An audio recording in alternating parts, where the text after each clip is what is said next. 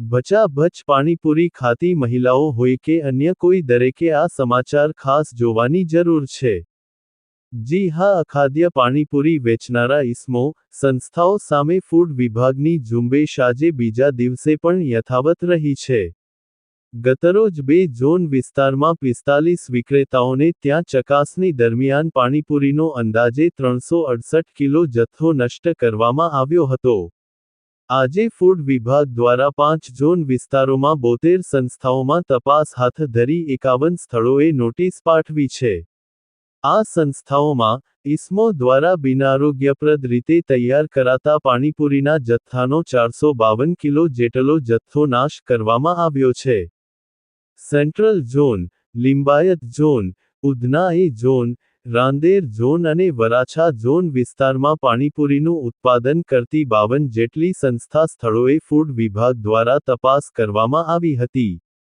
જે પૈકી બિનઆરોગ્યપ્રદ રીતે પાણીપુરી બનાવતી 51 સંસ્થાઓને નોટિસ આપવામાં આવી છે। તથા આ સંસ્થાઓમાંથી અંદાજે 452 કિલો પાણીપુરીનો જથ્થો નાશ કરવામાં આવ્યો છે।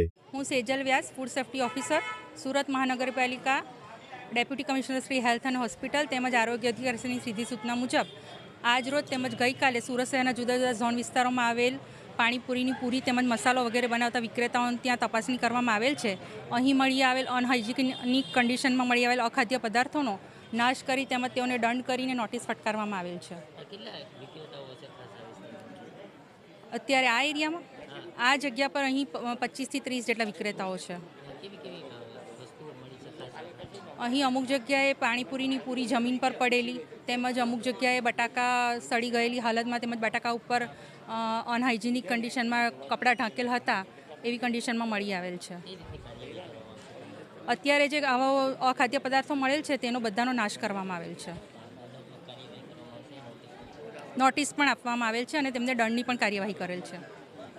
ઉલ્લેખનીય છે કે ખાવા પીવામાં સુરતીઓ સૌથી આગળ છે, પણ તેમાં ખાસ કરીને મહિલાઓ, પાણીપુરીના ડારી ગલ્લાઓને ઘેરી વળતી હોય છે। ત્યારે ખાવાના શોખ સાથે સ્વાસ્થ્ય બાબતે પણ ખાસ ધ્યાન રાખવાની જરૂર છે। કેમેરામેન સાબિર અલી સૈયદ સાથે કાદિર શેખ, કર્તવ્ય ગુજરાત ન્યૂઝ, સુરત।